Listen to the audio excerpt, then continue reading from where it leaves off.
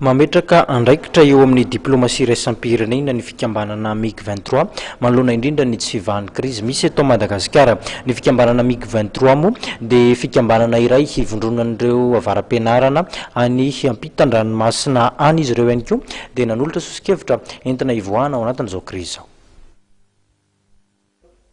Vokatry ny tsy fifehezana ny diplomasia raisam-pirenena no nahatonga ny fitondrana misy ankehitriny tsy nahatafavoaka ny firenena raha araka ny fijery fikambanana Madagascar Intelligentsia Group 23 na MiG-23 fikambanana hivondronandreo avara-pahaizana mipetraka any ampitan-dranomasina avy amin'ny faritra 12 miampy faritra faha 13 hafa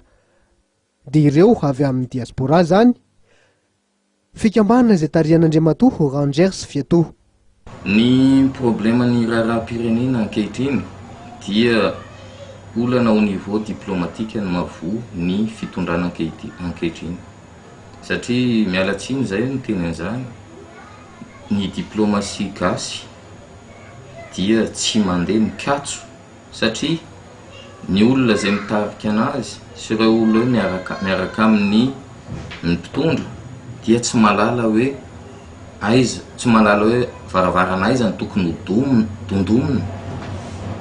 ahafahana mamaha ireo olana maro samihafa.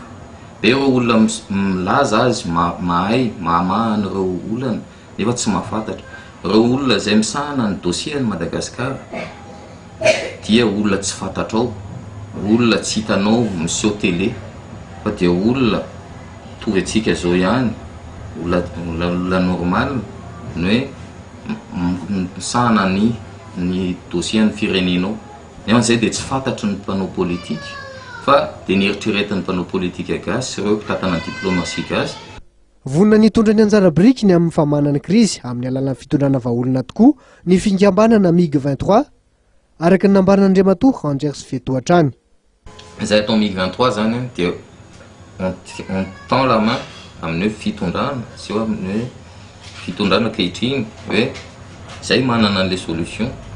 hamanana ny iverenany ireo bailleurs de fonds iverenany Madagascar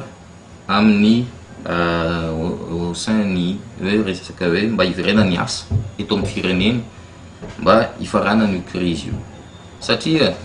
ireo olona zay hoe raisitsika mivondrana hoe SADC izy moa no mibaiko ny SADC misy olo ambony tena ny au sein de SADC ireo olona ireo nefany olona afaka resahana ireo anatina hoe pour parler ary eo ny hoe miasa ny resaka hoe groupe de lobbying zay tsy misy ary na misy ary amin'ny fitondrana ankehitriny tsy manana ny valeur tsy manana ny lanjany eo anatrehany hoe ny vazaha ohatra la France. Ahitana varam-pianarana teratany malagasy manodidina ny 700 eo ao anatin'ny fikambanana MiG-23 ao Frantsa kosa ny foibeny.